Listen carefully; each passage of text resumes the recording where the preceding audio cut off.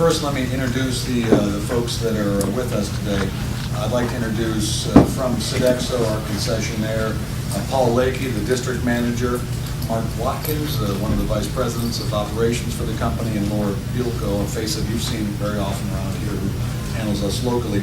Also with us is Chief Roberts of the University Police, not here, but here in spirit. Chief Preston of the Morgantown Police, former Chief Scott, now working for you, Bob, former Morgantown Police Chief, and Chief Merrill of the State Police. And I'd like to thank all of our public safety officials, as well as the Sodexo folks over the last couple of months. They've really spent a lot of time with us as we've worked through all the logistical details and operational details, security details. CSC, our security organization, that deserves thanks as well for the time they've spent to make sure that we can get this all right. As many of you remember, back in June, the Board of Governors voted to allow beer sales at West Virginia University athletic venues, and it's a real privilege for our department to be able to offer our Mountaineer fans the choice to purchase beer. It's also a big responsibility, and as I had mentioned, we have spent a considerable time over the last 6 or 7 months with our public safety folks with Sodexo to make sure that we consider every option, every unintended consequence, looking at all the different issues that we have faced. And I'm happy to report that I think we really have a very solid plan that will work very well.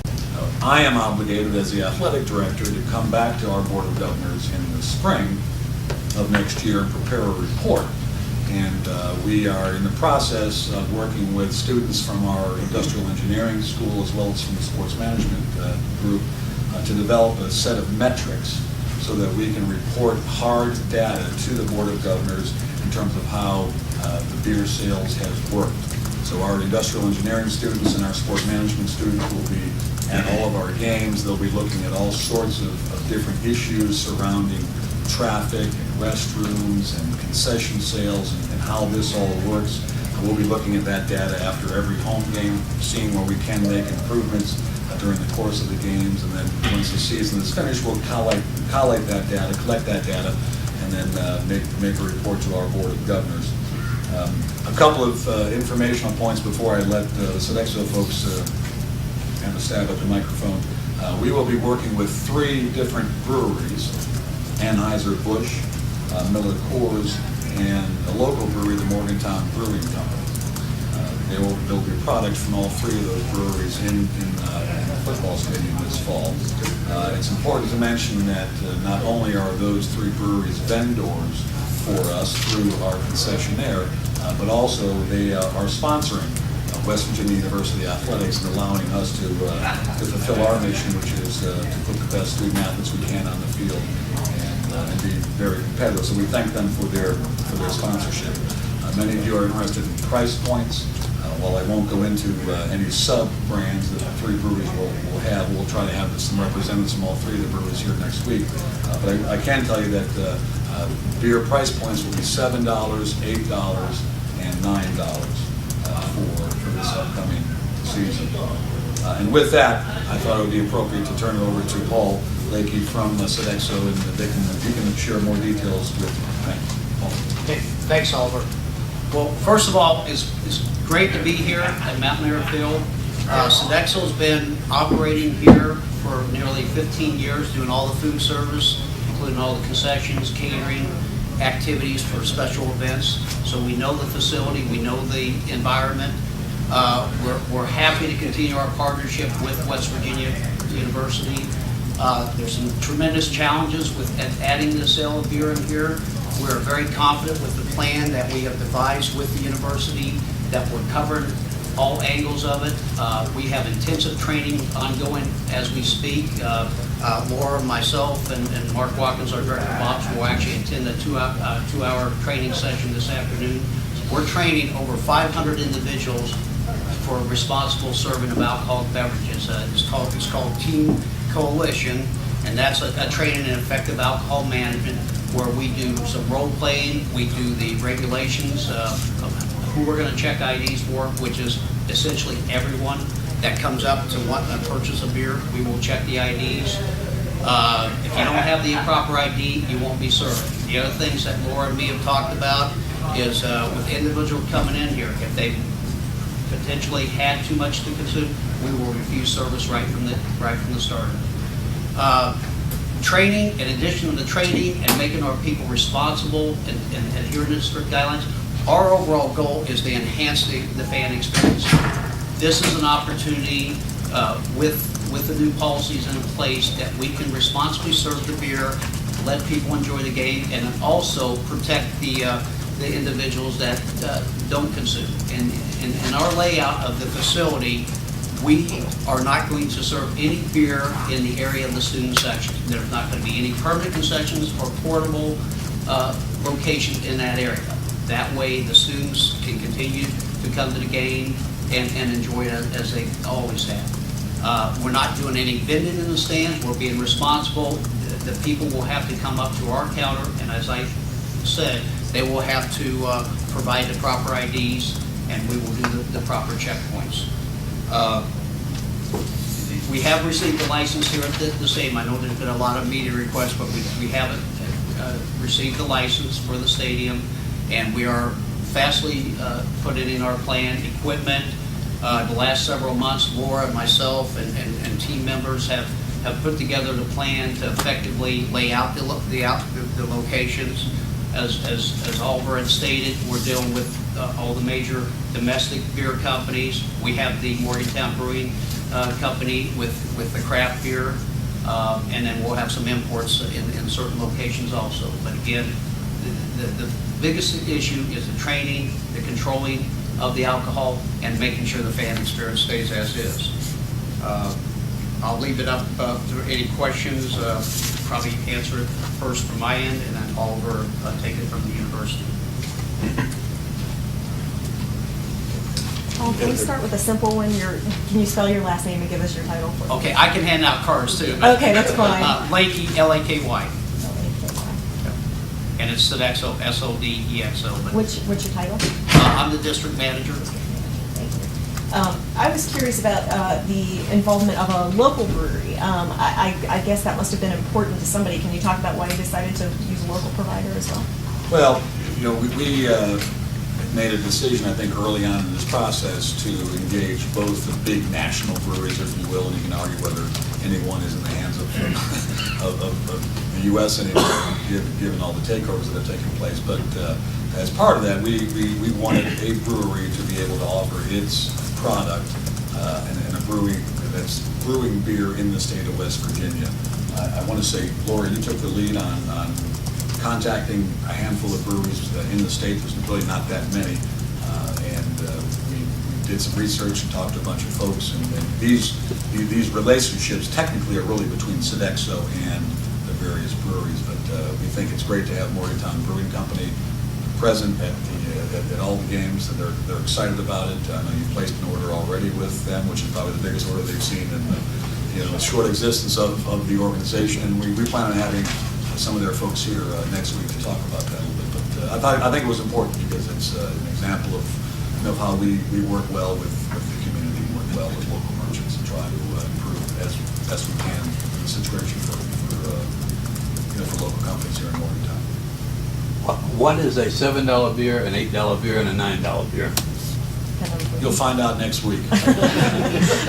Will it vary with the brand? I mean, whether Yes. Okay. Imports are priced a little higher, and then your domestic plastic would be at the 7, and 8 might be a 20-ounce draft. Is the plan still to serve it in bottles, or are we doing cups as well? The vast majority of beer will be served in plastic bottles, much like water bottles or soda bottles that have been used at the stadium. With the craft brews, they don't have a bottling facility, so that will be served in 16-ounce cups.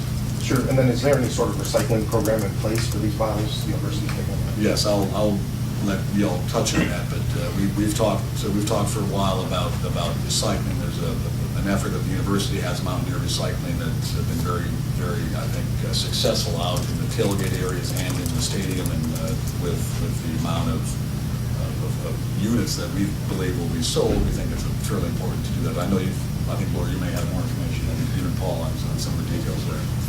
Anheuser-Busch is actually donating all the recycling bags that will be available here at the stadium, and more containers, and signage as well. So we're working hand in hand with them on recycling. Speaking of recycling, what is being done for the bathrooms around the stadium?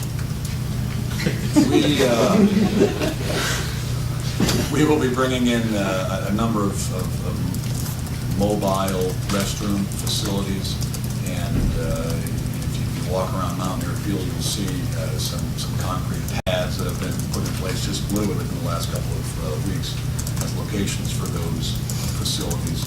They'll be, I think, primarily for females, given the wait times and all that. And we're trying to max out, if you will, the restroom capacity that we have, both within the stadium footprint as well as outside of the tailgate areas. And we've spent a lot of time, our staff has spent a lot of time looking at that, because that is important, no question about it. It's a comfort issue, and so we think we've addressed that as best we can. You mentioned units sold. What's our guess on how many beers we're going to sell on a football Saturday? I would defer to the Sodexo folks. We all run the stadium at Rentschler Field, for example, up at UConn, and you have pro stadiums across the country. I'm not sure I have a good feel for what sort of units will ultimately be sold. In answer to that question for you, what we will do to make sure that the controls are there, we're going to serve beer till 7.5 minutes playing time in the third quarter. So we're going to limit ourselves. Our goal is not to maximize the sales, but our goal is to control the sales effectively and make sure the experience stays there. So as far as numbers, really don't have anything to share at this point, but it's not going to be to maximize, it's to control. 7.5 minutes playing time in the third quarter is the key issue. One thing I failed to mention when I was up here a few minutes ago, we will have a designated driver program, encouraging people to make sure they're responsible as part of our effort here. And that's something we're going to focus on very strong. I believe we've got a location on each corner of the stadium to make it available, not just to be doing it, make sure it's very visible and people can take advantage of that. Is it accurate to say that you all are offering a free soda, a coupon for free soda for those folks who do sign up at any of the DD stations? Oliver, you mentioned the addition of portable johns or whatever outside the stadium, which brings up the logical question about the pass house. What's the deal with that? Well, the pass-out policy doesn't exist anymore. So we changed that policy, I think, as everybody here knows. Folks can still obviously leave the game at any point if they need to leave or whatever. That's fine. You just simply can't come back in. Now, there is one caveat, which is that all of our security officials do have the discretion if somebody needs to run out to get medicine or baby formula or whatever. Every one of our staffers has the discretion, as do our public safety officials, to let somebody back in if it really is an emergency. But by and large, the mass exiting will not take place. I hope it doesn't take place, because those folks won't be able to come back in. That's been communicated, I think, relatively effectively. I think people understand that. And quite honestly, we've joined the vast majority of college and pro stadiums around the country in terms of smoking policy. Your smoking policy now is? Smoking policy is there will be a number of smoking corrals inside the footprint of the stadium, and folks are able to smoke in those corrals. They're outside the concourses, so there will be no more smoking, of course, in the bowl itself, nor in the concourses. We've received, quite honestly, as many complaints from folks sitting in the upper 5-6 rows of the lower bowl, because everybody smoked in front of the plexiglass to keep watching the game. And it was a number of complaints that came from folks in those areas. So smoking, and it will be enforced by public safety officials as well as CSCR security folks. It will be enforced, vigilantly. So you have to go into one of these corrals to get a smoke break. Have you increased your CSC presence because of all of this? We have. I can't tell you it's up 10% or 15% or 20%. It varies from game to game. And really, at the end of the day, our public safety folks, with Chief Roberts taking the lead, they really tell us what they think we should have. And I think we nod our head and comply with the recommendation. So, but I think it's clearly safe to say that we will have more security officials at all of the games compared to years past. What is, there was talk about a no drinking section or doing something along those lines eventually. Has anyone really done about that? No, it became logistically very difficult because of the timing for season ticket renewals. And something we're looking at in the future. We have talked to a number of other universities that have a similar section. Some have done it, others have looked at it and said it's not worth it. I think the key thing, and we'll talk about that in a moment with Chief Roberts, is if we're successful in raising the level of civility in every one of the sections, that you really won't need necessarily an alcohol-free zone. But that's something that remains to be seen whether we're able to do that. But we have not instituted any no alcohol sections at this point. I want to ask about the training. If you're training 500 people, that's presumably a lot more than just the people selling beer. So who all is getting training? 400 of our own staff and volunteers that we got, and then another 100 of the CSC people that we referred to here. In addition to that, we will have internal monitors on game day. Sodexo, besides the security, we will have people going around making sure that we're reinforcing the guidelines that are being adhered to, and that's on top of the security in place. Is 400, is that the number of people that you have working in the games? All Involved with the sale of alcohol, either in the movement of the product, the selling of the product, any way or fashion. Anybody involved with it will go through this training. The 400 more jobs than you would have had? We have more people on the payroll this year because of the addition of beer in here. Yes, it is. It's an increase, actually increased 2 full-time positions and a local staff. And Laura, what would you estimate as far as the 200 additional volunteers. I'm sorry, how many additional staff? two full-time and 200 of the And 200 additional. additional game day staff. Correct. Can somebody address beer sales in the volunteer groups that work some of the concession stands, how that's going to work? We have, a majority of our stands are being staffed by the nonprofit group, so they will continue to work with us and be paid a commission for what they sell. And they'll be able to contribute back into the community. Will they be selling the beer? Yeah, except for in that student section area. Those groups there will not be involved with the sale of beer, but everywhere else they would be involved. Sure, some of the volunteer groups are high school students. There is no Or- regulation, nobody under the Age of 18. 18. And Okay. up is the age. How many concession areas can you purchase? Where are they located? And then what type of additions have you had to do or upgrades to the stands? There will be 51 different locations throughout the stadium that you can purchase beer. And then, like Oliver has said, just in the north end zone will be the craft beer with the draft, but everywhere else will be the bottled product. And you have that text if you need help in the stands. For a couple of years now, that program, and people say that it gets jammed up a lot, and I think that maybe there's been an idea of somehow enhancing the ability to communicate to that or just making cell service better. Was that ever figured out, or is that still down the road? Every stadium has cell frequency bandwidth issues, as you can imagine. I know we've got additional, they call them cows, I'm not sure what that actually stands for, mobile, antennas that they put up, I think, at the law school, maybe over at Med Center Hill, and folks have gotten through with texting. I think those text ends up Chief Roberts in your command center, and then they're responded to. And one of the metrics we'll look at is the number of texts we received in previous years, and does that text number go up, does it go down, that sort of thing. Okay. We've not gotten complaints, I don't think, from folks who've texted with no response. I think we've been very good at making sure that if a text does come in, that CSC or public safety folks are sent there probably within a matter of minutes. Those 51 locations will not just be beer-only stations, right? That's correct. They will sell bottled beverages such as water, soda, peanuts. So, yeah. If there's no more questions for the Sodexo folks, let me switch gears briefly. I just want, Yeah, go ahead, there's sorry. 3 companies that are selling beer in the stadium. Do they have to pay any additional fee to the university to have the right to sell their product in the stadium? No, no. But I emphasize, as I mentioned, that they all have become sponsors of our athletic program.